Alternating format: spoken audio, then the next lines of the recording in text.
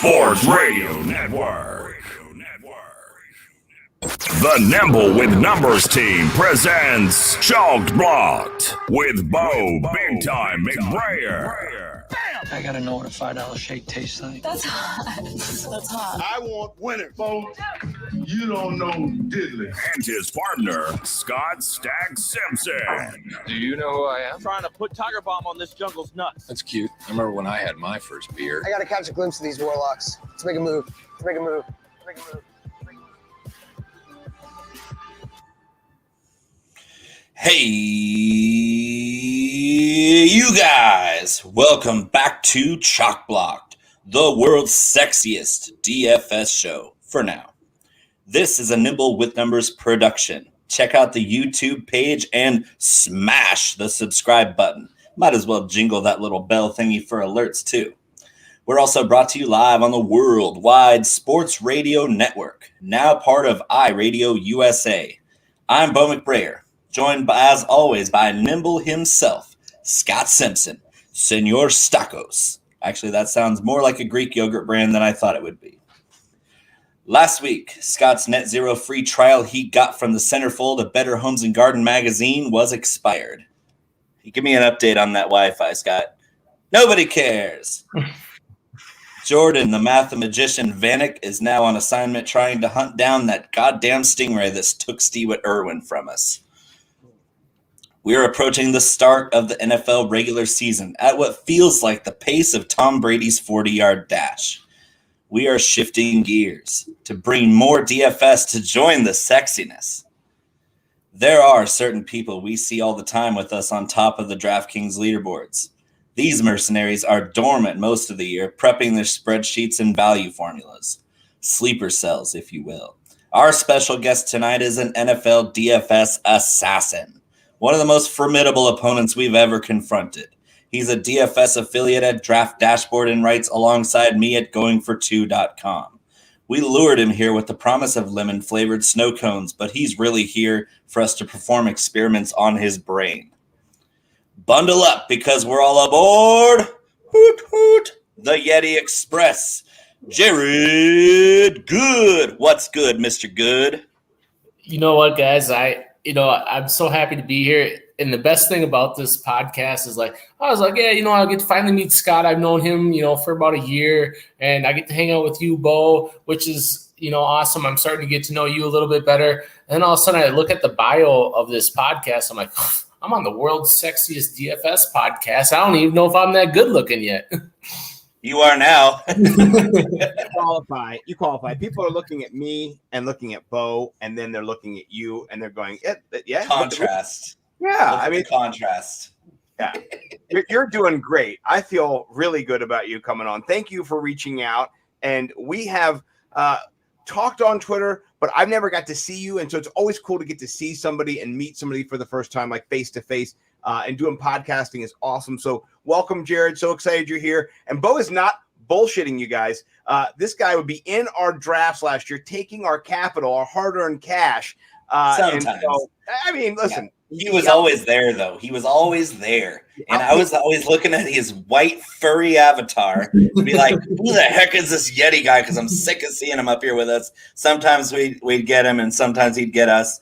But that's the mark of a true professional, is that if he's up there with us every week, or we're looking up at him, or we're looking down right, but like he's on our heels all the time, it's unnerving to think that somebody else is that good.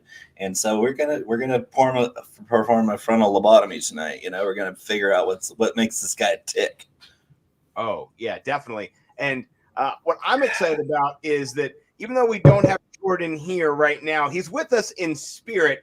And we appreciate Jordan out there looking for that stingray that you said killed Steve Irwin, that MFer. Go with God. And I think the amount of facial hair, the amount of facial hair Jordan has is the same exact amount as Steve Irwin had. So it's very fitting that a baby boy is out looking for us. He actually has as much hair on his face as the stingray did. Exactly. So, Godspeed, Jordan. Float on back when you're done. We'd love to have you back here anytime. You are always welcome here. But we've got somebody a little bit more real than Jordan tonight, and that is Jared. So we're going to get into it. Bo, we've got some segments in the way that I staggered the show sheet now that they're kind of segmented and sponsored. Why don't you kick off the first segment? And I have my show sheets not pulled up, so I'm not sure if I'm supposed to do it or you're supposed to do it, but I'll throw it to you, and then you can do it. I'm having some technical difficulties. Surprise here in Maryland. I'm pulling it up. So yeah, net zero hasn't been a thing for a while, Scott. Let's see. Juno. It's Juno, and it goes Juno. So yeah, did your mom pick up the phone last week? Because that's what it seemed like.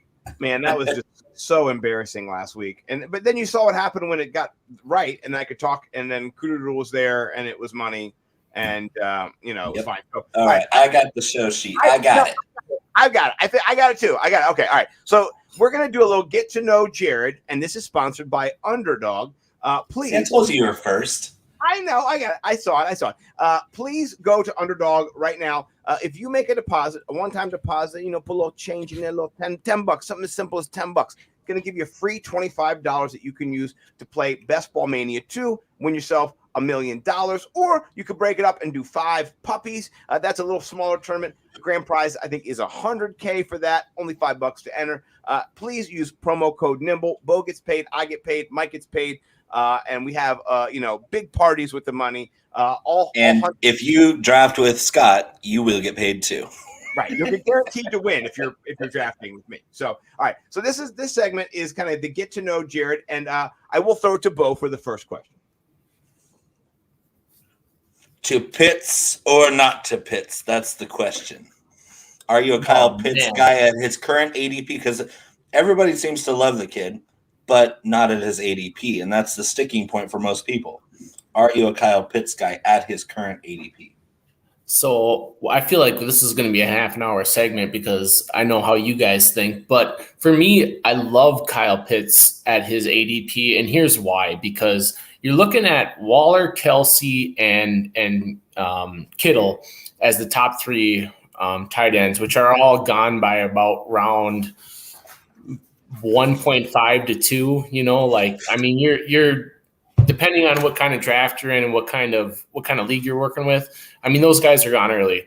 But Kyle Pitts is going around the 45 to 50 range in drafts, which depending on what kind of league you're at, that's almost like a round and a half or 2 rounds later.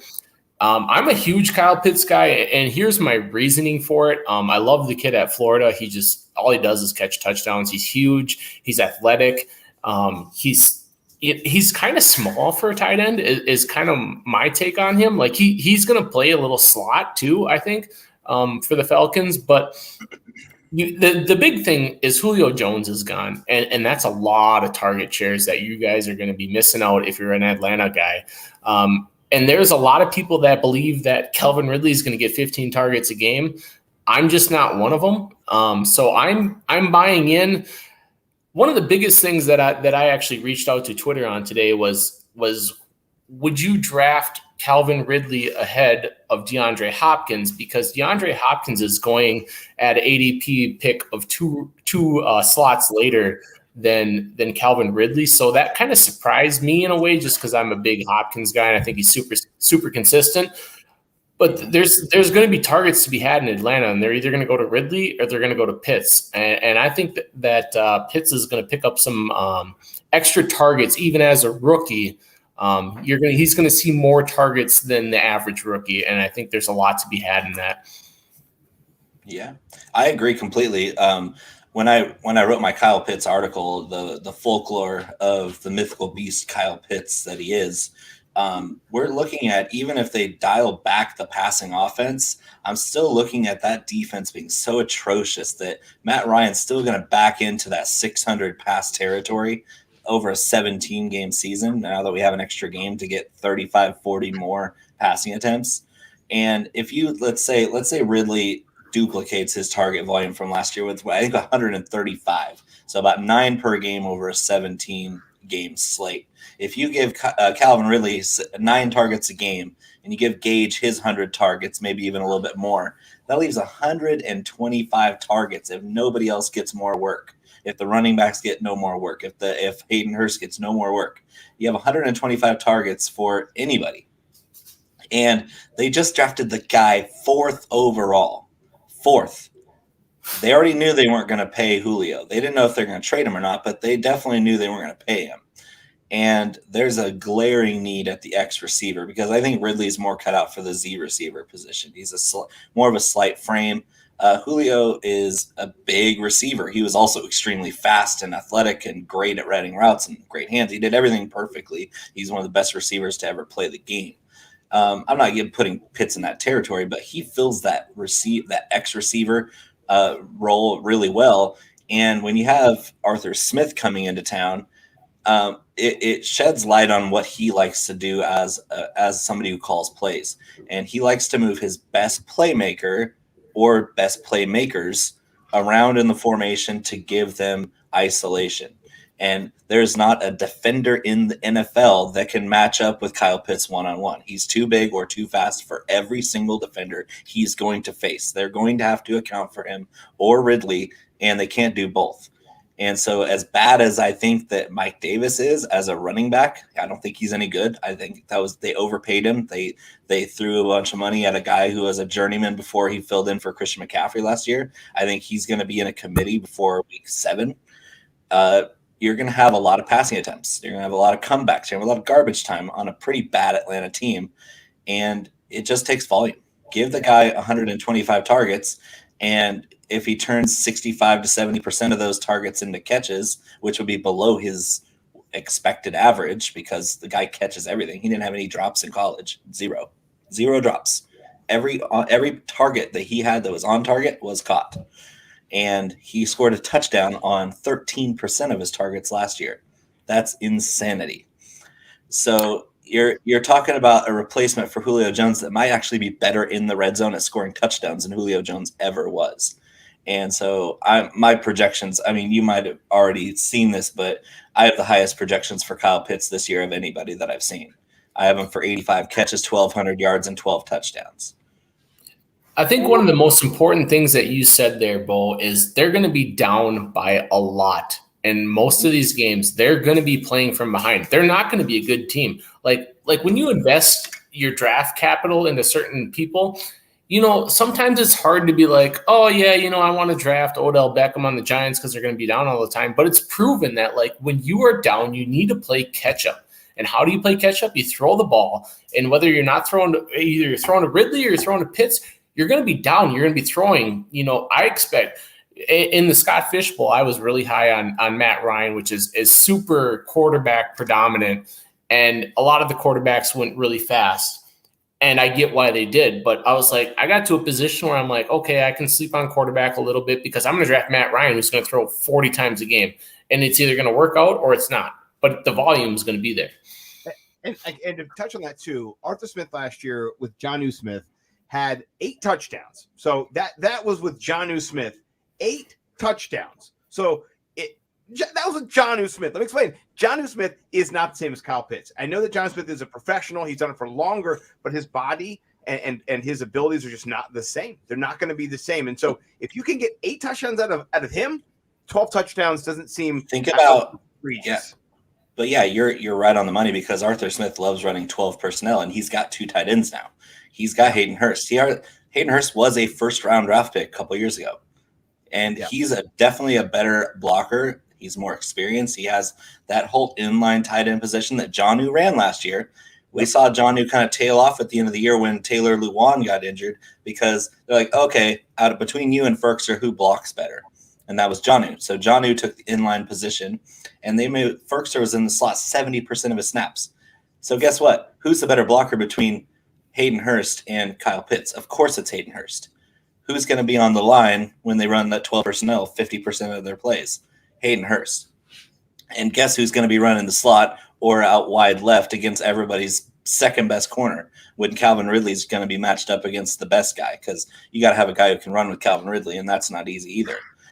Kyle Pitts is going to be facing a secondary corner pretty much every game, or he's going to be matched up against linebackers or safeties, and it's just going to be like week 1. I'm going to ask you the next question, Jared.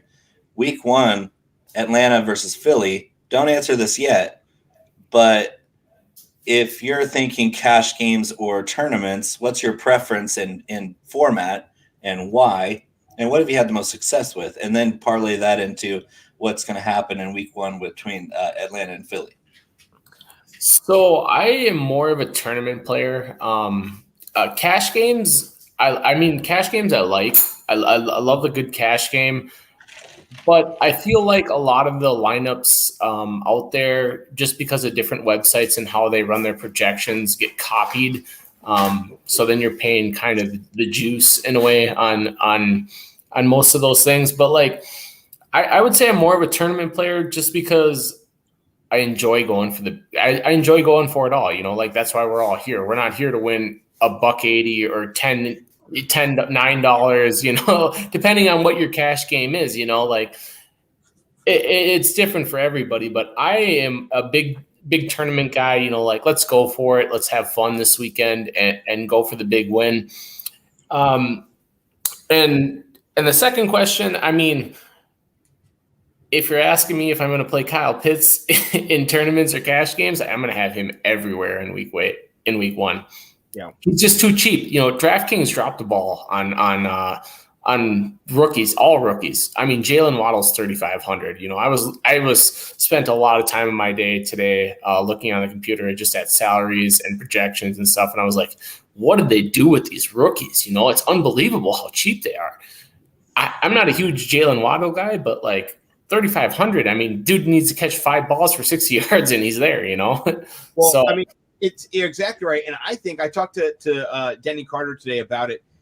Patrick Mahomes is $7,000. Like they want a bloodbath. They are someone might score 300 points. Someone might freaking score 300 points on Sunday, first week of the season, not this Sunday, because you're going to have so much action and so many people are going to get to play. It's going to be wild. And they're going to be able to play pretty much whoever they want because the salaries are depressed. Anybody. I mean, Elijah Moore, $3,000. Don't tell anybody. I hope I'm the only one who can see that. You know what I mean? Like, you know, like when you're invisible and no one can see you. I hope no one can see that. Elijah Moore for $3,000. Holy crap! Terrace Marshall against the Jets. Oh my God. Oh my gosh. I'll be right back. I'm going to go change my pants because these rookie wide receivers are going to have a lot of playing time. And if you're on the field a lot and you're pretty darn athletic like Elijah Moore and Terrace Marshall and Kyle Pitts are, you're going to get some targets. And if you get targets, you might actually catch some. And if you catch some, those are points. At least 1 point for each one of those catches.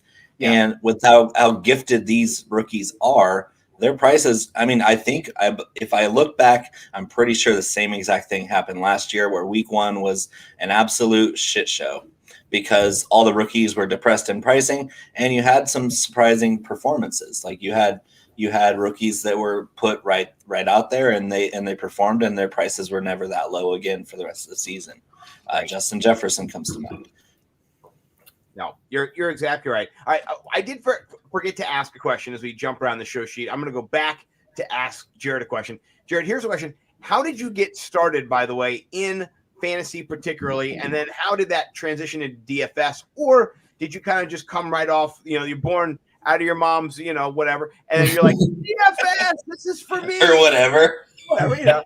I mean, listen. It could have been. I skipped that question because I was reading down the show sheet like you called me on just now. I was homeschooled, so I didn't really learn what happened during that time. So I actually got started playing fantasy football when I was 10 or 11. I was a co-owner on my grandpa's team, and my grandpa's team was awesome. Like he was the most decorated guy in the league. He won the division every year, you know, and so I was like this is back to the Trent Green days with the Kansas City Chiefs. Like this is a long time ago, you know? And so I was like a co-owner, but you know, I didn't have any money involved. I was just being a mind through my grandpa basically. So I was a co-owner and we talked about things and, you know, then I got to get in the point in the league where somebody dropped out and I got to have my own team. I was like 13 or 14. And I was just really successful at it. You know, I was a good player and, you know, I won a lot of and I wouldn't say I won a lot of my leagues, but I took second or third, you know, for a long period of time. And so I was making money, you know, and So I was looking, one day and I was like, oh yeah, have you tried this DFS thing? A buddy of mine reached out to me. He's like, hey, it's kind of fun, So I'm like, all right, yeah, like I know what I'm talking about, like I know who's good, I know who's not, I know who's on what team, I know who I know who the worst cornerback in the league is, like I know who's gonna get burned, like you look into like things like that, like that's what's so important in DFS is there's so much research that's able to be had, and the average person doesn't do that research. They're like, oh yeah, it's Sunday, I want to play and the Rams are going to score 100 points, like let me just load up the Rams. Like that's how the average person thinks. Like there's a lot of sharp minds within the DFS community, and I would say on both sites, even FanDuel compared to DraftKings. I mean, I've had more success on FanDuel, but I play more on DraftKings now just because I like the format more. But yeah, so I kind of like transitioned my fantasy football, just redraft leagues success into getting into weekly, like, oh, I get paid every week, like I'd rather get paid every week than once a year, So that was kind of like my transition phase. And it really didn't take that long for me to like sit down and be like, this is for me or this isn't for me. Like there's a lot of like computer work that goes into stuff. Like there's a lot of, it's just one of those things. Like if you're somebody that wants to play DFS, like take the extra time to research, take the time to research who is the worst cornerback in the league. Like who has the best cornerback matchup. Take the time to know how defenses work, what they give up to. Like there's defenses that give up, more catches and more receiving yards to running backs than other defenses. Like take the time to do that, because like that'll go so far, especially on DraftKings when it's a full point PPR. Like it sounds so simple, but like there's a lot of people that just don't do that research. So I think the best thing I can say is like take an hour out of your week to just look at shit, That's the best thing I can say. Do your research, people. Don't leave it to listen. Or we'll plug later. Or you can check out nimblewnumbers.com and you can check out the Fantasy Yeti Express and check out the work we're doing. If you don't want to think for yourselves, we can help you there. So I'm not going to say. Or you can be like Scott and read my articles and then try to use them against me. It did work a few times. I'm not going to lie. Yeah, except for the time Jared, let me tell you this. This guy here is such a bastard that he decided to bet me head-to-head every week. We had a head-to-head. It was at least like $30-40 value every week. One week, though, it was the jobs. And I had to write 2 articles each week. He had to write 2 articles each week. So I lost, and then I had to write 4 effing articles that week. And that was like, I think that was my biggest margin of victory all year because I didn't want to do anything. And Bo sat down and is like, screw this. I don't care how many hours I got to put. I'm out this week. Well, it coincided with the week of my work at school, which was the most intense all year. And it also coincided with a week which I had set up beforehand where I was going to look at nobody else's projections and nobody else's research but my own. And so that was a terrible mistake as well. And so, yeah. And even then, it was your idea the whole time. Yeah, it was. And I thought of it the whole time. It was me. It was my fault, So, but I'm excited. All right, I got a question for you. Even though, Bo, I did kind of throw it to you in the DMs. Yeah, that's fine. Yeah, who do you think? Because you're from Minnesota here. I don't want to prejudice you and say I know you're going to say the Vikings, but who is going to win the NFC North, and then how? How does it? What happens? Why does it work out the way it works out? What do you think, Jared? Who's going to win? And then how does it happen?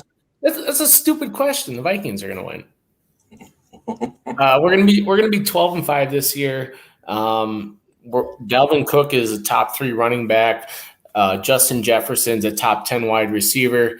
Kirk Cousins is a little bit better than a serviceable quarterback at this point, but he's fairly accurate. And the biggest thing with the Vikings is their defense was atrocious last year. They were absolutely garbage. But the big reason why they were garbage was because they had a million injuries and they just weren't good. You're missing Danielle Hunter, you're missing all these guys. And that was like a huge thing for the Vikings. And then, so as a Viking fan, like I was really like kind of like headhunting on Mike Zimmer last year, just because like, you know what, like Zimmer for years and years and years has been like, I'm this big defensive coordinator. This is where I came from. This is what I do. I'm a big defensive guy. And I'm like, yeah, you know, whatever, that's fine. And then all of a sudden I look into it and I'm like, dude, our defense has gotten worse every single year under Mike Zimmer. So that's kind of like in Minnesota, like people love, like I could go on and on for days, but like people here loved like Ron Gardenhire. That was like the Minnesota guy, like the Minnesota way. Like people just fall in love with the guy and he'll be here for as long as he wants to be. Zimmer, I'm a little different on, because like if he doesn't show me that his defense can perform this year, like I expect the Vikings to be at least a top 15 defense, if not a top 10 defense this year.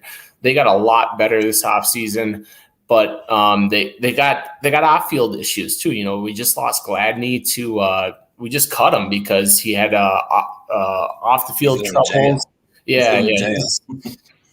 You know, and that's one of those things where like you look back and you're like, dude, you know, we drafted this dude in the first round, you know, like what's going on, you know? And then, so we've had a lot of like that kind of stuff going on. We've had injuries. We've had COVID. We've had, I'm going to sit out guy, which I believe is Mike Pierce. He didn't want to play last year because of COVID.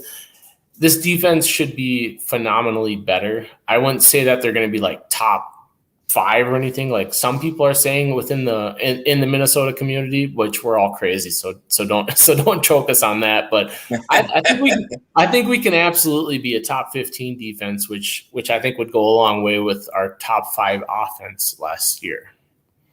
So yeah, I think parts of your brains haven't thawed out for the summer. That's got to be it, because I mean I think I have the Vikings defense rated 27th, because even though they got healthy, the people that are getting healthy, the people they've added weren't metrically that good. I actually think Gladney getting cut actually helps them a little bit, because Gladney was metrically one of the worst corners in the entire league last season as a rookie. So yeah, it's a nightmare. Like they're getting some good pass rushers back. Danielle Hunter coming back really helps them out, but that whole unit is rough. Like it's like the continuity is. I just don't see how they're going to be a decent defense, even if they are healthier. I think one of the big things is we have veteran leadership at the corners now. And I think that's going to go a long way with how Zimmer wants to run his defense with Patrick Peterson and Brashad Breeland. I heard veteran corners, and all I can think about is getting roasted by deep balls. Yeah, I think that's going to help. Honestly, I do, because I think that we had such youth at our corners for so long. We had Mike Hughes, we had Gladney, you know, we had all these young first round picks, because that's all Zimmer drafts is in the first 3 rounds as cornerbacks. He's done it for years. And every year we draft, I'm like, oh, let me guess, we're going to take another corner here, you know. So I don't know. I think we'll be better, but I'm going to put us at top 15. I know last year we were extremely bad, but I think there's going to be a vast improvement this year, because we're getting some guys back, and that'll help us a long ways. You better hope I'm wrong then.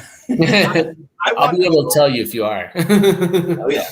I want Bo to be right, because what it means is that there's going to be lots of points scored, and I've got lots of Irv Smith shares, and I've got a little bit of Justin Jefferson. So I'm hoping Bo's right. I'm going for Bo. Yeah, Jefferson's shoulder, that looked really gnarly. So he lucked out today. What happened? I was golfing. He left practice today with a shoulder injury. Yeah, he landed really hard on his left shoulder, and it looked like, because as soon as he hit the ground, he reached for his collarbone. So everybody's thinking, oh, might have broken his collarbone, but apparently he just sprained his AC joint, which is a lot better, because collarbones are 6 to 8 weeks and AC joints are week to week. So neither one of them sounds good to me, but yeah, I'll trust you on that one. Yeah, they both hurt, but he can play with an AC, but you can't play with a collarbone, just with your arm floating around.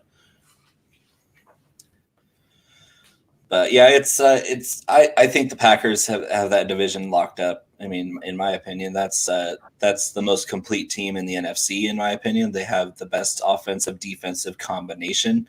Rodgers coming back really just eliminates any worry that you have that the Packers will be in the hunt. They're a very balanced offense. That LaFleur Shanahan system is super lethal when they have everybody healthy. Bakhtiari is going to be back. That's a scary team because their defense is above average. And if they can keep the pass rush intact, and I mean, all they have to do is stop the run a little bit better. And I have a feeling they're going to start stomping on teams when their schedule opens up. And that's why I think the Vikings, even if I have them projected fourth in that division, they're not going to be too far under 500 because it's a tough go. The NFC is just so loaded, and so the Packers have a favorable schedule in the middle of the season. I think they're just gonna put distance between themselves and the Bears and the Lions. But I see the Vikings and the Lions kind of fighting it out for the basement there. I'll tell you what, there is no way in hell the Lions are going to be better than us. I'll give you. So the Packers are a very complete team, and my wife is a Packers fan. A lot of her family is a Packers fan. No. So I have to hear it every single year. Every single year, every holiday, I hear it nonstop. And, it's funny, like my son is turning 6 in July, and I was like, are you going to be a Viking fan or are you going to be a Packer fan? He's like, yeah, I'm going to be a Viking fan like you, Dad. And I'm like, that a boy, you better gear up because we're going to we're going to hear it. But the Packers are a super complete team. I think one of the most underrated moves in the offseason, and this is going to be kind of open to both of you guys, but what are you guys doing with Randall Cobb? I think, in my opinion, if Rodgers wants the guy there, he's going to throw him the ball. That's just my opinion. But I also think the Packers are a super complete team. They got a very good wide receiver one in Devontae Adams, best in the league. Aaron Jones is probably a top 15 running back easily. They're just solid. They're deep. The one thing I knocked on the Packers for years and years and years was their defense wasn't all that great. Their defense has gotten significantly better. Jair Alexander is one of the best secondary players in the entire league. So I'm not going to sit here and throw a bunch of smoke at the Packers, but I'll tell you what, if the Vikings get the cylinders clicking, we're taking down that division, and we ain't in the basement. I'll tell you that much. The Bears will be lucky if Fields is even handing the ball off. Yeah, I mean, for some reason, I see the Bears switching to Fields right away, and Fields is special in my book, and with the defense as good as it is in Chicago. If Fields is as good as I think he is, and combined with that defense and the receiver talent they have and the running back talent and the offensive line they have, that's a team that can really compete. I don't think the Vikings are a bad team. I just think they're going to have a brutally tough road with some more improved teams than they are. And I don't believe in Kirk Cousins as far as I can throw him, because as good as Jefferson and Thielen are, as great as Dalvin Cook is, as good of a product as Irv Smith is, Kirk Cousins, when he's forced to come back in games, which I believe they might have to a bunch this year, that's when you see the bad Kirk Cousins, because he's not an accurate passer under pressure. He's a lot like Derek Carr. And I think when I look at Derek Carr and Kirk Cousins side by side, they're the same picture. And of course, Kirk Cousins gets a lot more room for error because his receiver core is way better. You like that? You like that? You like that? Kirk So with the Bears, the big question mark, and some people might not even think it's a question mark, but it's Fields. And to me, when I actually followed college a little bit last season, not as much as I usually do, but there was a game versus Northwestern where Fields played absolutely terrible and got saved by Trey Sermon, who had 295 yards rushing and 3 touchdowns. It was unbelievable. Yep. And I look at it, I'm like, dude, how did this guy go so high? And then I look at the next game, I'm like, oh, he tore up Clemson. So it's kind of like, what Fields do you get? Do you get Fields that tears up Clemson, or you get Fields that struggles against Northwestern? That's the big thing with me for Fields. I'm kind of on the fence with him. I have him I have a couple shares of him just because he tore up the best team in the nation. But then there's also times where I've been on the clock and I'm like, I don't know. I mean, he struggled against Northwestern. So kind of depends on what Fields we're going to get, really.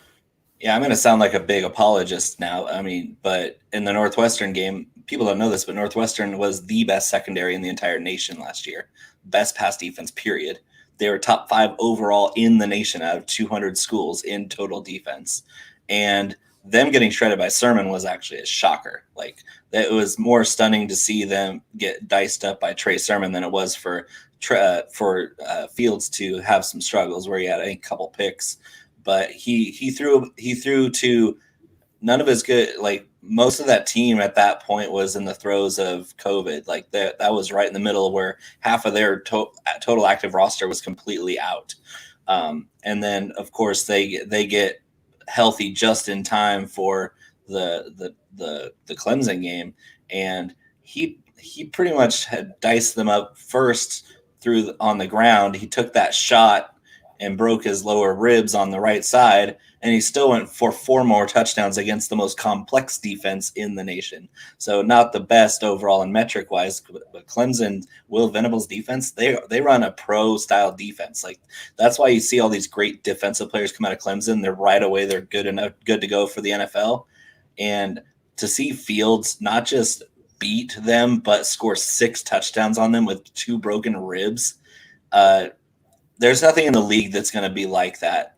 More adversity than that, because the pressure is, like, in that situation that he rose to, it was immense, and he rose to that and dominated, like, absolutely took over the game. And I'll give him all the credit in the world for that. And you can have bad games. If you're going to have bad games, do it against the best defense that you've seen in your college career in Northwestern. And I'll say, yeah, he looked like crap, but I mean, at least he has the out that, like, Northwestern made a lot of good quarterbacks look like crap last year. I'm not going to argue with any of that, Bo. But I'm a big college guy. I'm a junkie for football in general. I go to high school games and just be like, oh, I need a fix. I need my football fix. Pop Warner, you got potential, kid. There's some restraining orders against Bo in several states. I'll say this: we're gonna table the controversial food take for the end. We'll save it for the end. That's fine. Yeah. But we do have our next segment sponsored by your hot sauce, Bo. Why don't you tell the people about where they can get Mr. Bo McBigtime's Hot Box small batch gourmet hot sauce at?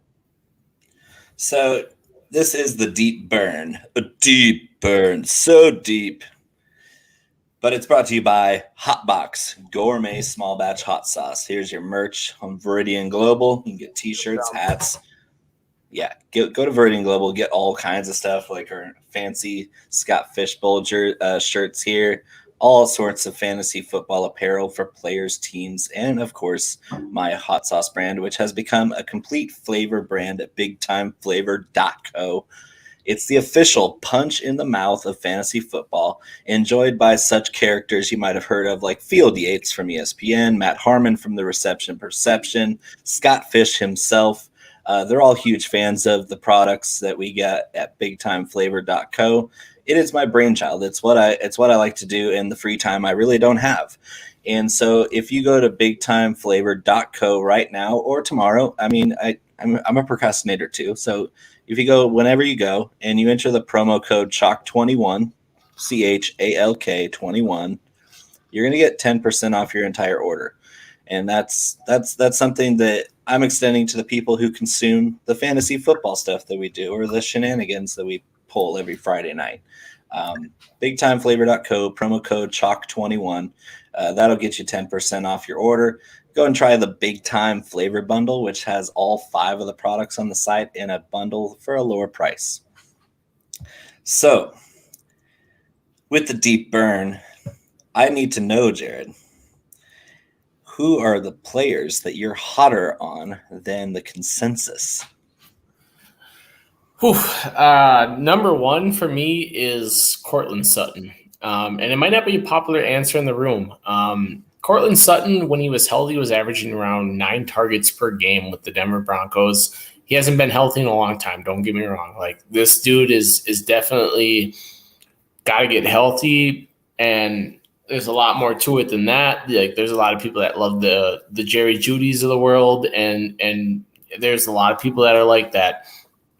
But Sutton was getting targets. He was performing, and his ADP is around 7.10, which, depending on how you draft, is a wide receiver 3. If you tell me my wide receiver 3 is going to get 9 targets per game, I mean, sign me up. I'm all there on that.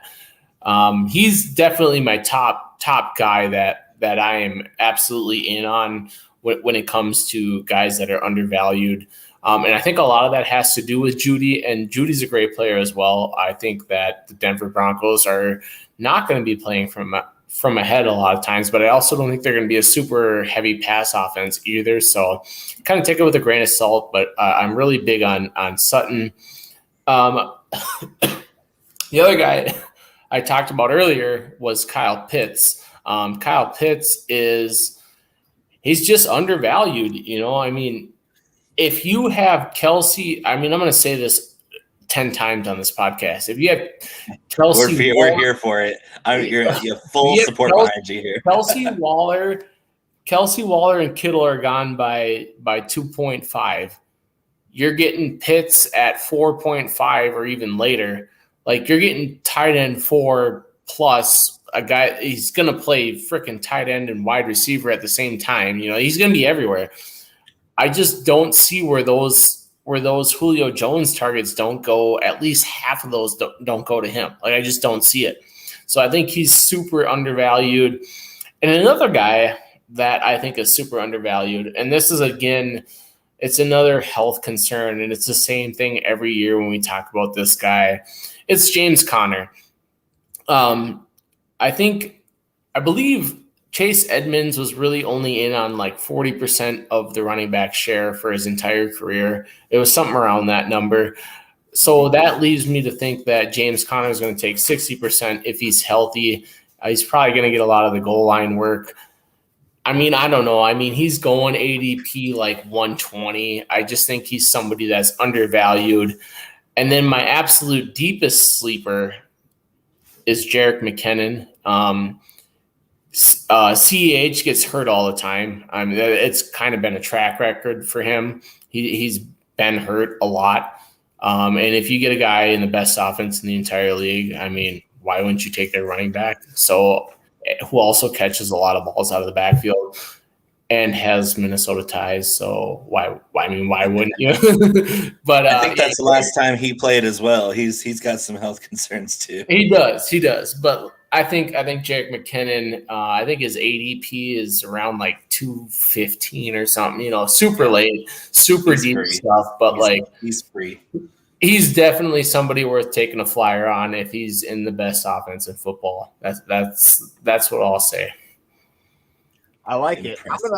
I'm gonna go a little differentiation on this. I've talked about Elijah Moore, who I do like a lot, by the way. Some people have caught up on him. Some people have, and I think the fantasy community is ahead. The Twitter community is ahead of the general population. It always is. I mean, we're kind of nerds and people who care about this so much. So with the Sharps, he's 9th round, 10th round. It's hard to get. You're going to get him in your home league. Wide receiver 66 is ridiculous. That's ridiculous. I just can't. 66, That's like candy from baby. It is. It's candy from baby. And then Ray Guy just tweeted out a De'Ami Brown nice little move. Oh my gosh, I love De'Ami Brown. Did you see who he roasted on that route? What was it? Somebody from Kansas City? Was it Fuller? No, it was. He's on Washington. No, but he was. Yeah. So Kendall Fuller, the best corner on Washington football team, was 1-on-1, and De'Ami ran that diamond release where he faked the go on the outside and just cut the slant and completely just toasted the best corner on one of the best defenses in the league. That's a rookie that out of North Carolina. Everybody's talking about Javonte Williams and Michael Carter because they're great running backs at North Carolina. Sam Howell is going to be a top 5 pick next year out of North Carolina. But the 2 receivers that got drafted out of North Carolina, De'Ami Brown and Daz Newsome, they're turning heads already at camp. And Diame he's the guy that just burning guys deep all season long. He burned Clemson deep. He burned everybody. And he makes big acrobatic catches. He's always open. And that was an amazing, amazing draft pick by the Washington football team because Terry McLaurin's amazing. Everybody loves him. Curtis Samuel is like a Swiss Army knife. He can play just about everywhere on the field. You needed a guy who's going to be able to beat guys deep and make big plays that if you're facing the off corner, that you're going to have somebody at the Z position to take over and make those big plays. Because Fitz if he keys in on Terry McLaurin, he's going to throw lots of picks, lots and lots of picks. That's what he does. When he keys on one guy, he telegraphs it, and that's why he's been on every team in the league. He's a high volatility player. Giving him more options is great. And Diame Brown's a special wide receiver talent, and I'm really excited to have a lot of exposure to him because he's a big play waiting to happen. Oh yeah, and in best ball, I mean, you can't go wrong in the 18th round, 19th, 1000th round, 69,000, whatever round you can get him in. Personally, 69, nice. 69. By the way, I just have to say, last week, maybe before the show happened, or somewhere between now and the show, I had 6,969 followers, and I was following 6,969 people. And then, amazing. But I did tell my wife, if I get to this, I need a 69 tonight. And she said, "You're not getting to that. It's like far away." And then I just put my little Twitter magic out there, and the next thing you know, I was like, it was like 45 minutes later. She should never doubt you in the Twitter game. You should not. So thanks, Twitter, for that. Yeah, and so I mean, I'm gonna take and say I am higher on Diame Brown than the general public because I've been drafting him all winter, all spring, all summer. He's a special player, and he was a mid round guy that kind of there's a lot of great receivers in this class just like last year. And so what are you gonna do? You're gonna look for the guys that nobody's talking about. And some of our sharp friends, John Helmkamp, shout out the Beard. Him and I have been lockstep on Diame Brown since the beginning because you watch that North Carolina tape from last year, you see 4 players really stand out: Javonte, Michael Carter, Daz Newsome, and then Diame Brown. They all were just very impressive prospects coming out. That Mac Brown recruiting trail that he's been on since he took over that job there has been very impressive, and it's still going. But yeah, Diame Brown's one of my favorites. I've been taking a lot of Marquez Callaway even now because people still don't believe that he has what it takes as an undrafted player to step into the role that Michael Thomas has vacated. We saw it all last season. We saw the chance for Traquan Smith to be that guy.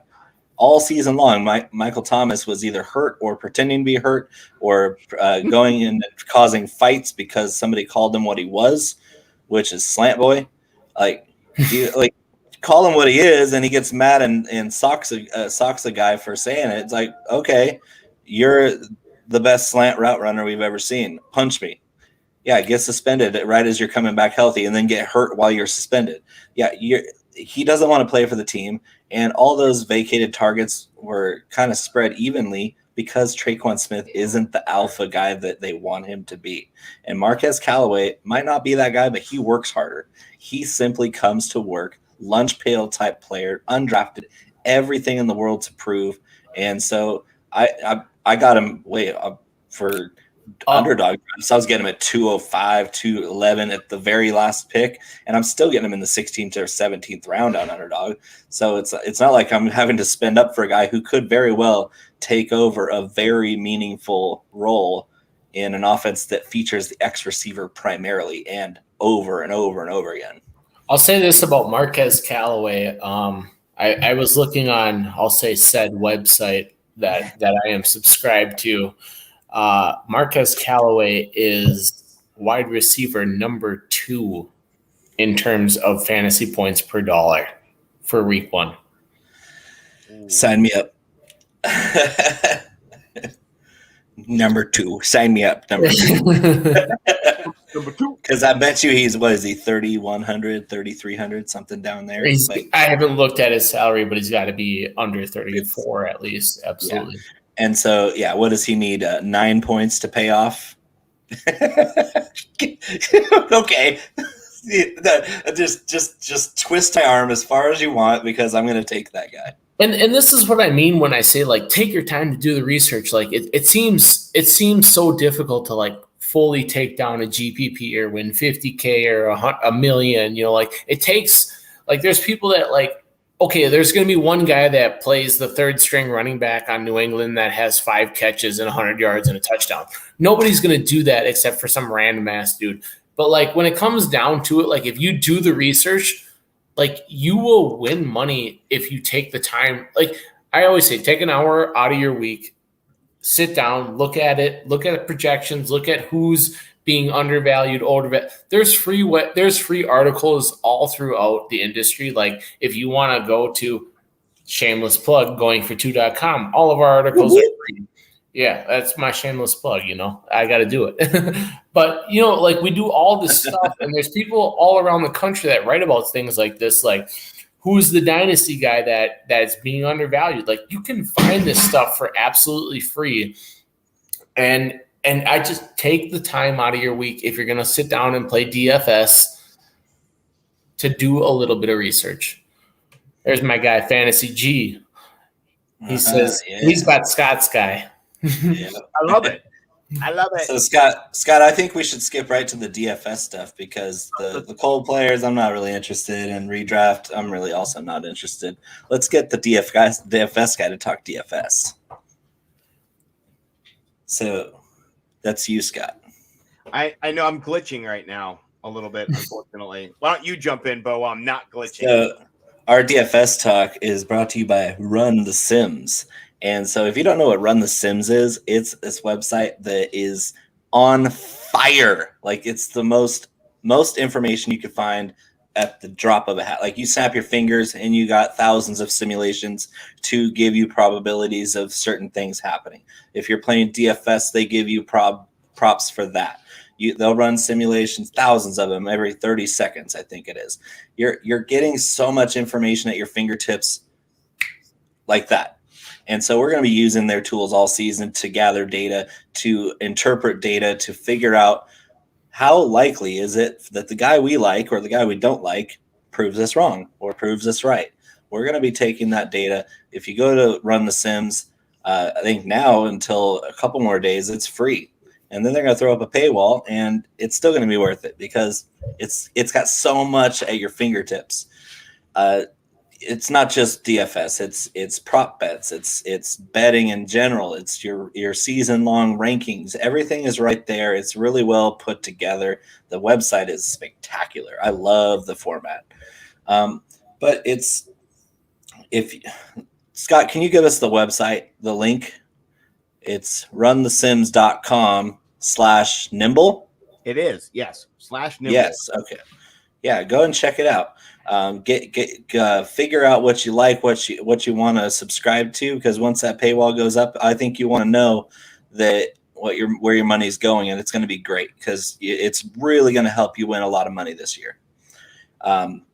So, Jared, how do you prepare the NFL slate each week? You know, that's a good question. I think the most interesting thing for me is to sit down and look at what guy is underpriced. Okay, so we have what I call one-offs. And I'm sure anyone that's in the community knows what one-offs are. But like, so I'm looking at week 1 just for an example. This might not be my one-off guy, but I'm probably looking at like Rieger, or I'm looking at Devontae Smith, who I both think are underpriced in a high over-under game, which I think is going to be an absolute shootout. And the reason why, like, people are like, oh, why do you like those two guys? The reason why is because I like Atlanta's side. You know, like I want that run back option. So I'm looking at like Kyle Pitts. I'm looking at.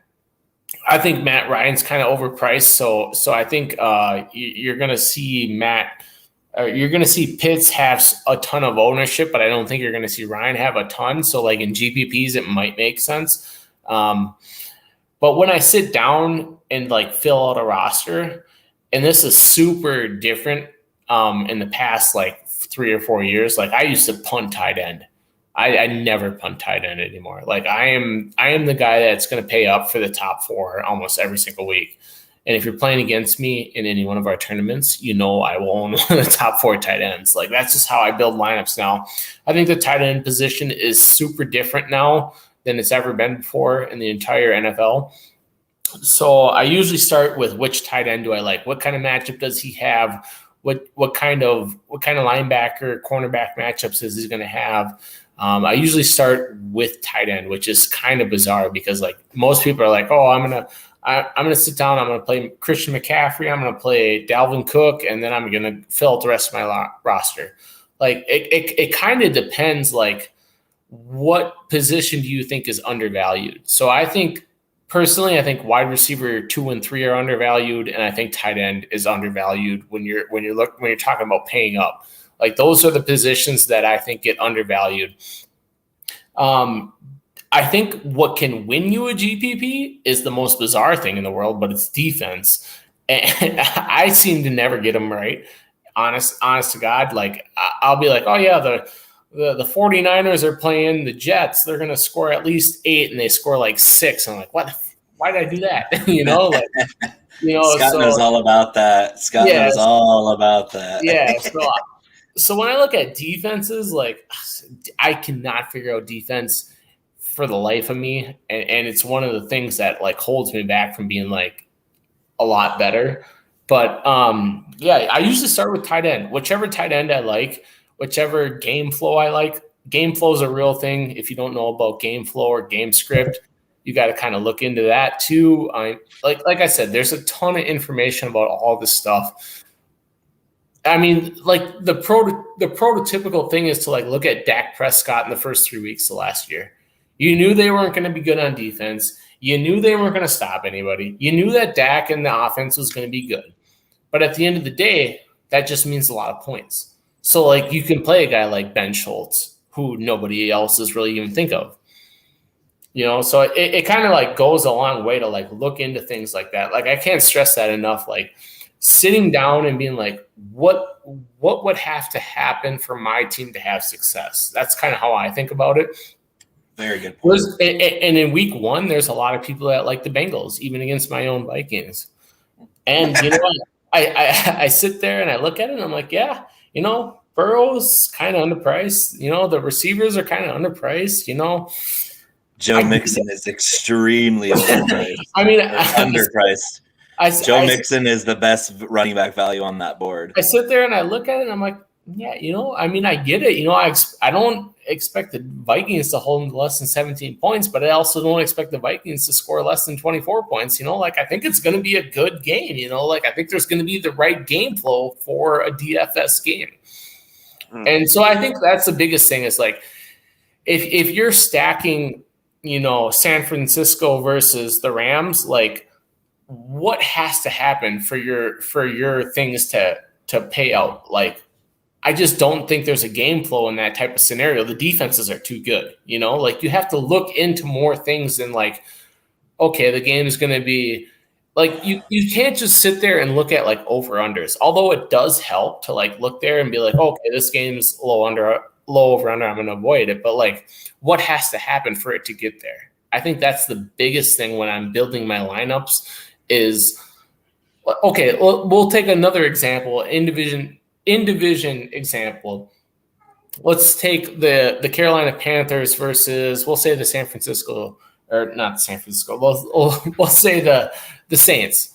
That game to me on paper says snooze fest, but in real life, that game could absolutely light up the scoreboard, which is where you get teams that are under-owned in certain spots. And I think that is the biggest thing when you're talking about DFS is like, if you have the guy if your entire lineup is 15% or higher, you're not going to take down the GPP. You need that one-off or that guy or that stack that a lot of people are kind of sleeping on.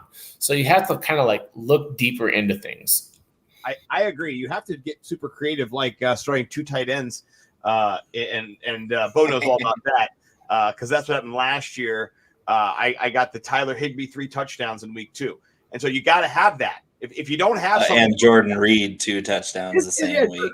I also don't like 2 tight ends, but if it's Kyle Pitts in week 1, I'm on board. I mean, I don't like it, but between the two of them, I think that they were around, I don't know, less than $7,000.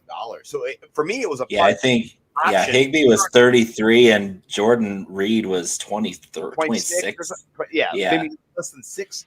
So that to me, they let me get in a bunch of other guys. Let me pair up Justin Jefferson with our guy Kirk, the Cousins. You like that Cousins? So I'm with you. I really find it interesting that you isolate the tight end position first. That's a great strategy. I think I'm going to steal that from you and do that myself a little bit this year. So thank you. Yeah, I usually end with tight end. I try to fit the tight end I want in, but afterwards, but I'm more of a cash game player. I like to go with high probability. And my track record says cash games are really good for me because I won 88% of the time last year in cash games. And I still did pretty well on GPPs, especially later in the season when I kind of found a groove there because you're going to have some cold spells. That's really what the name of the game is. Just hit it once, hit it twice, and then you're set. That's what you're playing for. You're playing for that big splash. And I even did really well in week 2 when Scott went bonkers. But it just came down to, for me, it was finding the right stacks that weren't on the everybody's looking at, who are the most popular stacks? It's always Mahomes and Hill or Mahomes and Kelsey, or your Jefferson Cousins stack might be really popular if they're playing the Falcons. And that's fine, but I like getting the stacks, like you said, in the games that nobody's really going to watch, like the red zone only games. Like nobody's going to even touch the game on the dial unless it's coming up on red zone that somebody scored. And if you can find those high total games where people are going to be scoring touchdowns and the pricing's right and the ownership is depressed because nobody cares, that's where you win. You win those games that really people are wanting to see the fireworks in the main televised games. But yeah, you can make just as much money or more banking on games that nobody really cares about otherwise. Yeah, I have a question for you, Jared. One thing that we've seen in the past when you're trying to nail down defenses, and it's a tricky thing to nail down defenses, is running a defense back with a running back, making a correlation between your defense, your running back, kind of telling yourself that game script of this defense is going to be stopping the other side. You're going to be running, controlling the clock with the running back. What do you kind of do when you're trying to build your lineups with your defenses? Do you pair them with your running backs? Or are you kind of off and doing whatever you want with your defenses, or just punting like I do? So actually, a buddy of mine from high school that I've known for 15 years tipped me off to this stack. He said, you take your defense and you run it back with a running back that's serviceable on that team. And I said, okay, that I guess that makes sense. You're going to run the ball, you're going to eat the clock. You're gonna pressure the other team because they're gonna be down. You're gonna be running after their quarterback. I'm like, in reality, that makes a lot of sense. Like I never thought about it that way. Like breaking down defenses. I always thought of defenses like, okay, the 49ers are playing the Jets. I'm gonna play that defense when they might get me 6. Give up 13 points and get a few sacks. Like that's just kind of how I've always looked at defenses. I want the best defense against the worst team. But in reality, when it comes to scoring defensive points, it doesn't make a whole lot of sense because if that team is completely out of the game, they might be trying to throw a little bit, but you might get a sack or 2 a year from there, but you're not going to get any like defensive touchdowns from it. Like they're not going to just pour it on, that's the way I always think about it. Yes, I like the running back and defense stack. I think it's one of the most underrated stacks in the entire DFS industry. And without my friend from high school, I would probably never realize to be tipped on that. So shout out to my buddy from high school that tipped me off to that. Shout out that one guy. That guy. Yeah. You don't want to be that guy. Scott's experience with me was I actually I played the Patriots defense against the Chargers last year in that 40-0 game. And I think they scored 27 points on $2,500 salary. And so you can hit those one-off type defenses. And I kind of do it that way. Like you mentioned, one-off like wide receivers or one-off running backs that nobody's really playing. But for me, I like to play the one-off defenses. Even I'm looking from the bottom up on those ones. Actually, I'm starting at the very bottom of the barrel, see the cheapest ones, and look for potential. Like if they're $2,000, I'm looking for how likely is it that they're going to score 6 to 7 points, 6 to 8 points, and if they're $2,500, how likely are they to score 10? And that's it for me. It works because I might go all the way up to a $3,000 defense or a $3,800 defense because I don't like where the projections lead me. But most times I'm spending at the bottom. Like I'm looking at like this week 1, I'm looking at the Falcons defense at $2,000 because Jalen Hurts, as explosive as he is at scoring points, I know he's gonna commit 2 to 3 turnovers in that game. I feel like said website that I looked at today said the exact same thing. I'm not going to say the website, but that was the exact play. But like, because let's say they get 0 points from points allowed, get 0 from that, but they recover a fumble and maybe we get lucky and they score a defensive touchdown or a special teams touchdown. That's also extremely possible. That's what we're looking for at the bottom of the barrel. You're spending $2,000. That's the lowest price on the board for any position, and I can fill everything else. I can get the guy I really want that's at the top of the price scale if I have a $2,000 defense that might score me 6 to 8 points. I love it. I think the quick answer is whatever defense fits because I don't look at defense first. But there's also people that have scored 16 to 20 from their defense that break the slate, like that's a big thing that happens. And it's kind of bizarre when you look at it, you're like, oh yeah, I put up 150 from my skill positions, but my defense got me 6. And that's what killed me, which is super bizarre in fantasy. But I think that my honest answer is I'm going to take the stack before I take the defense. But I mean, there's other people that's the life of DFS right there. Yeah. No. What do you do week to week? Because everything is week to week. We're all about the instant gratification in this game. Yeah, and I'm going to share with the audience if I can figure it all out here. Working on it, I think I can. A tool that I used last year over at nimblewnumbers.com, and it helped to actually give you a visual representation every week of the points that were scored from all positions. This happens to just be the defensive points that were scored. And let me make the window a little smaller so you can get a bigger scale of this. But it was hard to have repeat winners every single week. But as you can see, each week you can kind of sort and see where people were. The first week last year, New Orleans Saints, they were 17 points. Then the next week they were 4 and then -3. So you really have to stay completely fluid with defenses and look at those matchups and think about, like what you said, those game scripts and how who's going to turn the ball over, how you're getting that defensive touchdown to differentiate yourself. Say it twice for you. Words are hard. They're so hard. But here's the thing: if you do hit it right, then you have a great potential to win. And in this week right here, in week, I think it was week 7, Washington scored 17 points. I had them; they were like min price then.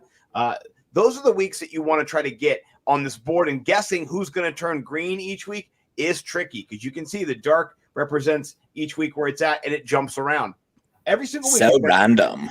It is random, and unless you get those matchups that you just kind of see that your team is completely overmatched and the other team has no offensive weapons, a la, this year if Deshaun Jackson doesn't play for Houston and Houston goes up against a good defense, I don't think they're going to suck out 3 touchdowns at the back end, honestly. Houston sucks either way. And there's no way Watson's not going to step foot on the field in a Texans uniform ever again. There's no way.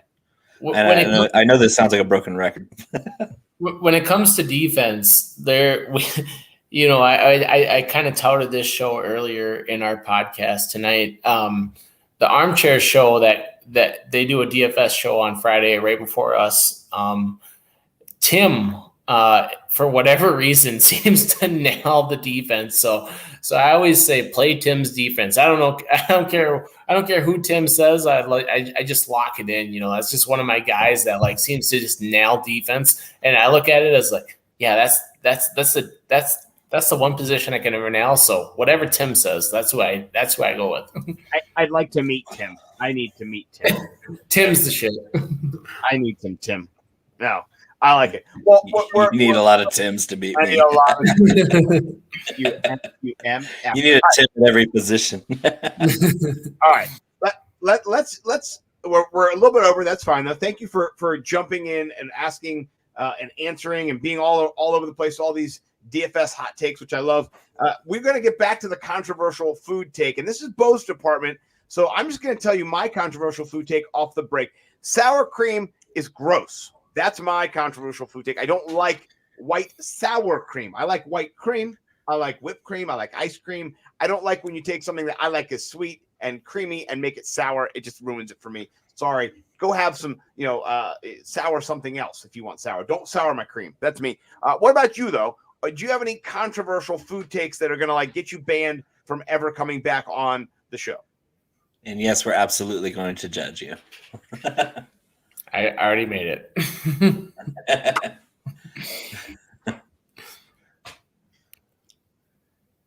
I'm a guy that orders a quesadilla, no salsa, extra sour cream. Thank you. Thank you. I just can't dip my quesadilla in salsa, but some people like to live that way. But I love sour cream. Other controversial food take is I hate, my wife loves it, but I hate stir fry. Oh, that's a lot of variety too. You can pretty much do anything with a stir fry. So you haven't had a stir fry that you liked yet? No, I hate vegetables. Hate them. Oh, that makes sense. Yeah. See, as a vegetable lover, I get it because when I was a kid, I hated vegetables too. But now that I've been working with so much food my whole adult life, I just love vegetables now because I know how to season them. I know how to make them taste good. But yeah, white family, under-seasoned everything growing up. And you have to learn how to season your food properly. That's why you should go to bigtimeflavor.co and learn how to just put those products on your food to make it taste better. I think if you put some Big Time Flavor Co. products on your stir fry, it would be tolerable. Make the woman happy. Say, hey, the only way I can tolerate stir fry. I'll tell you what. I'll give tell me you 3 heads of broccoli and the whole thing. The one thing that me and my entire family agree on is we all hate tomatoes, so that's all that matters. Yeah. All right. We're going to ban Jared from coming on. Thanks for coming, Jared. This has been his sour cream take is dead spot on. Is Scott a tomato lover? Because I'm about to get off right now. I love salsa. I love pizza. I love extra sauce on pizza. I like spicy sauce. I love tomatoes. Sir, how can you All not? that sounds great except for tomatoes. Tomatoes as a whole are horrible. I don't like raw tomatoes, but I'll eat any form of cooked tomatoes.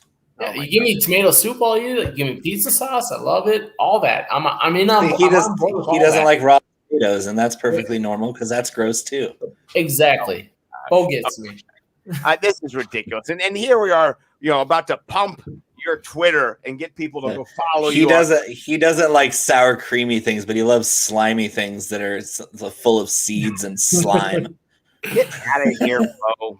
I'm looking for a new co-host next week as well. Actually, no, you probably don't want to do that. No, not next week. I'll start after the next week. Next week. So can we officially announce who's coming on next week now? Yeah. Go ahead. Yeah. All right. So, the other day, was it yesterday? Time just runs together. I've lost track of all time, but this gentleman, you might have heard of him, Field Yates from ESPN. Small figure in the community. He's a really handsome guy, around the same age as me. He's just up and comer. He's an up and comer in the fantasy community.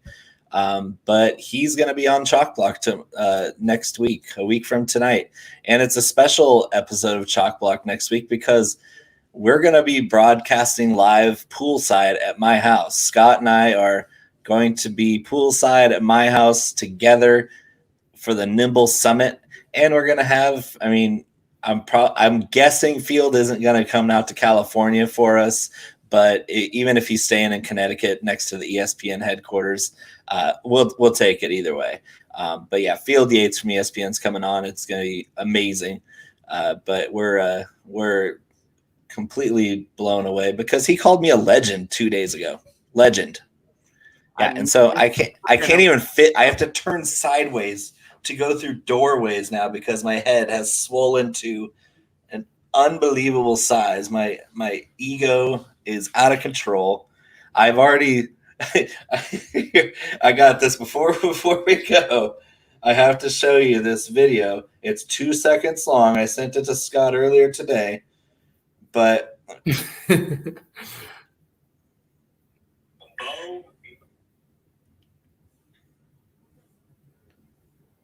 technical difficulties. Now on Bo's side. Bo is a legend. That's awesome. Is a legend. Who said that? Keep going. Bo is a legend. That's him right there. Oh, there we go. That's man, gratuitous. terrible Bo. guy. Keep it in your pants, Bo. Put it away, Bo. We've all seen is a legend. Is that your new alarm clock to wake up in the morning? It is. Oh, he's a legend. Oh yeah, I'm ready to go. I'm getting out of bed for that. Oh my god. So yeah, thanks to Field already. I got to share airtime with him a couple on Memorial Day, and then I sent him some of my big time flavor products. He loves them, and he's going to come on Chalk Block, which obviously Scott and I are thrilled as much as we can be, and we're probably going to be even more thrilled that we're going to be cracking skulls at the same time from my backyard, and it's going to be special. Yeti, you're special too. I can't follow up Field Gates ESPN fantasy football, but he's going to have a hard time following you though. I wouldn't go that far. I'll wait for his follow before I'll acknowledge it. All right. So Scott, I pump your stuff. I think this is the big finish. I think I can actually, I made it, kinda. No? Am I still here? You did. Yeah, you're here. Okay. You're not even frozen like you were last week with Cooter Doodle. Oh my gosh. All right. Lots of things to go do. Go follow me, Nimble W Numbers, on Twitter. Go follow at Chalk Blocked on Twitter. Go follow the FF Hot Stove on Twitter. Go follow the FF Millionaires on Twitter. Tune into all those shows. Also, subscribe, please, to our YouTube, Nimble W Numbers YouTube account. Just go into YouTube, put Nimble W Numbers YouTube. You'll find me really easy. All these shows are here. The Yeti show is here. Field Yates' show next week will be here. Go check that out. Subscribe. We're at 196. If we get 200 people, I'm really excited. It'd be really awesome. Also, next week with Mr. Field Yates, we're going to be talking about how we are giving away on this show a free subscription to runthesims.com, an NFL subscription this year via Nimble W Numbers. We're giving it away. We'll talk about the details of Field next week, so stick around. You want to know how to win that free subscription. You can play all year for free. You get all the tools on Run the Sims. Please check that out. And then last but not least, by the way, go to Big Time Flavor Co. Right? Is that right? Big Time Flavor.co. BigTimeFlavor.co right now. Order your bundle. And then as you're eating your hot sauce and as you're just drinking it down, you're ripping off the top and guzzling it, join us on Underdog. You know what I'm saying? Get in there. I'm Nimble W Numbers. He's Bo_me Big Time. This is who we are. We are those people on Underdog. Come play with us. Promo code Nimble. We'll be there all summer long, and then we're going to be there in the fall. If you haven't picked up on the new games that they have, the Pick'em game and the Rivals game, I won $10. I picked 4 out of 5 correct. CeeDee Lamb not playing was a push for me, which is great. So I got 4 out of 5, 4 for 4. I won $10 on $1. I 10 maxed my money. It's not betting. It's underdogging. And you need to get on it right now. Promo code Nimble. Get some money. Underdog. And I think that's it. And here's some crazy news. In my show, and this is something that did happen to my computer, bro, because in my show file where I have all the commercials for the show, I'm missing a few commercials. So I'm sorry. Womp womp. We Too Hot Karate. Ja, We Too Hot Karate. Da, da, da. We missed you, buddy. You can get in there. We Too Hot. Get karateing over at We Too Hawk. It's a great place. It's somewhere. Say Too Hot. Say Too Hot Karate. I don't know. Say Too Hawk. We Too Hawk. You know, there's a lot of hawks in there. So Say Too Hot Karate. Go patron them, please. And go follow the Yeti Express and read his stuff on Going for Two. We love Jeff, by the way, even though that maniac tried to, in my league that I'm in with him, that I invited him into the Crab Cake League, he tried to put a 3rd round reversal into the DMs as an option for the league. You almost got murdered in the DMs. I wanted to tell you that. I was I told him no way in hell, and I said F that. So besides that, though, I love Jeff, and it's okay he did that. I forgive him. I'm not going to mention it on any more podcasts. Jeff is the only one, but you guys know Jeff, so you know he's awesome. So please check all them out, follow them, and I think that's it, Bo. I think we're good. I think we're done. Yeah, I mean, Going for Two is. We're ready to go here. About to drop a humongous article on that I finished. It took me weeks to finish. It's going to be, instead of doing weekly picante takes, which are my own spicy picante takes, we're going to do a preseason picante takes. I did it. I finished. It's about to be published on goingfor2.com. Look out for that tweet because I'm predicting the fate of every NFL team.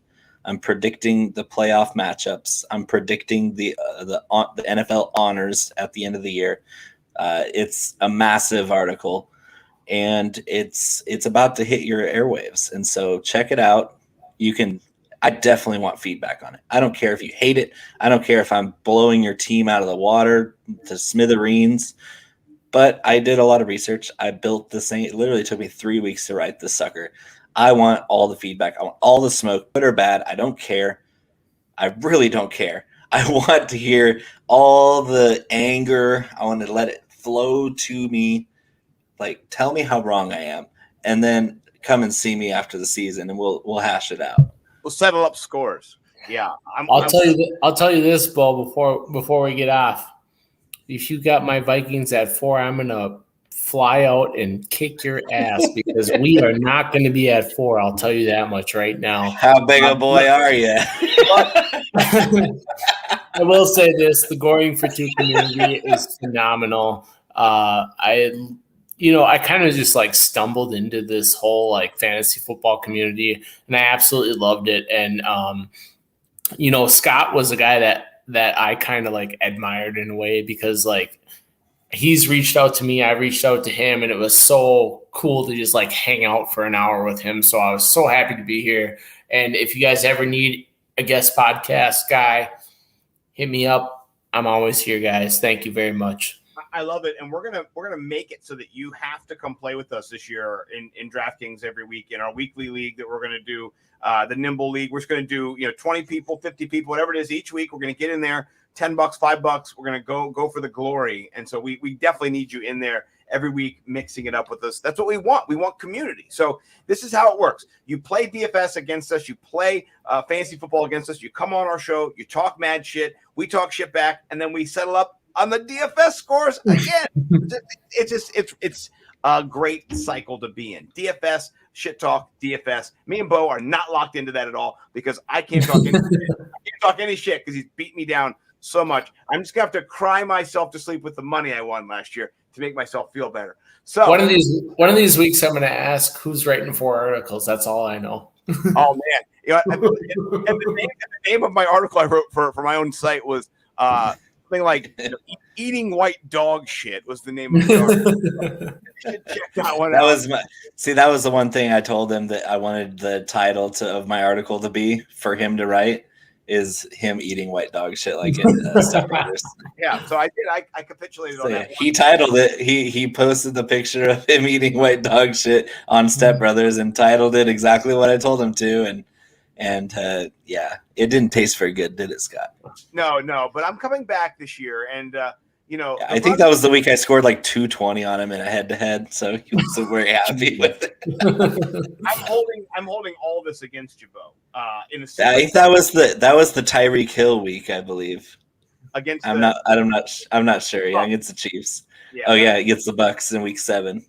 This is now turning into my therapy session, which my therapist says is not good to have in front of others. So we're gonna have to go before I blow a fuse on Bo, and that's not. I'm going to the casino anyway. So all right, tune in next week. Special edition from Bo's poolside. I may or may not be wearing a coconut kini, as they call them. So we appreciate you guys. We'll see you guys next time.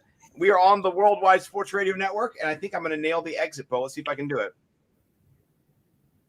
It's the Worldwide Sports Radio Network. Do current market conditions have you nervous? Our experienced team of financial professionals at Heritage Harbor Financial Associates understands that no two investors are alike. We all have different goals, needs, and appetites for risk. That's why the one-size